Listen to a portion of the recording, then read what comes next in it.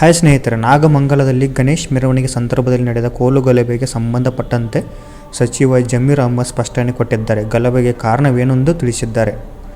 ನಿನ್ನೆ ಮಸೀದಿ ಮಾರ್ಗವಾಗಿ ಮೆರವಣಿಗೆ ಹೋಗಬೇಕಿತ್ತು. ಆದರೆ ಆಗ ನಮಾಜ್ ಸಮಯವಾಗಿದ್ದರಿಂದ ಒಂದು 10 ನಿಮಿಷ ಬ್ರೇಕ್ ಕೊಡಿ ಎಂದು ಕೇಳಿದ್ದಾರೆ. ಆದರೆ ಆಗ ಅವರು ಒಪ್ಪದೇ ಇದ್ದಾಗ ಗಲಾಟೆಯಾಗಿದೆ. ನಾನು ಘಟನೆ ಬಗ್ಗೆ ಮಾತನಾಡಿ ಕಾರಣ ತಿಳಿಸಿಕೊಂಡಿದ್ದೇನೆ ಎಂದು ಹೇಳಿದ್ದಾರೆ. ಈ ವಿಚಾರ ದೊಡ್ಡದಾಗುತ್ತಿರುವುದು ರಾಜಕೀಯ ನಾಯಕರ ಹೇಳಿಕೆಗಳಿಂದ. ಜಾತ್ಯತೀತವಾಗಿ ಯಾವುದೇ ನಾಯಕರು ಗಲಾಟೆ ಆಗಬಾರದು ಎಂದೇ ಬಯಸುತ್ತಾರೆ. ನಾನು ಅದನ್ನೇ ಬಯಸುತ್ತೇನೆ. ಗಲಾಟೆ ಆಗಲಿ ಎಂದು ನಾನು ಹೇಳಲ್ಲ ಎಂದು ಜಮೀರ್ ಅಹ್ಮದ್ ಹೇಳಿದ್ದಾರೆ.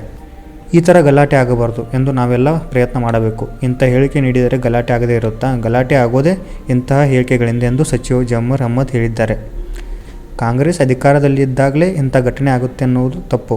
ಯಾಕೆ ಬಿಜೆಪಿಯವರು ಇದ್ದಾಗ ಗಲಾಟೆಗಳೇ ಆಗಲ್ವಾ ಎಂದು ಕಿಡಿಕಾರಿದ್ದಾರೆ. ಇದೇ ಥರ ಹೆಚ್ಚಿನ ಮಾಹಿತಿ ನಮ್ಮ ಚಾನಲ್ನ ಸಬ್ಸ್ಕ್ರೈಬ್ ಮಾಡಿಕೊಳ್ಳಿ. ಧನ್ಯವಾದಗಳು.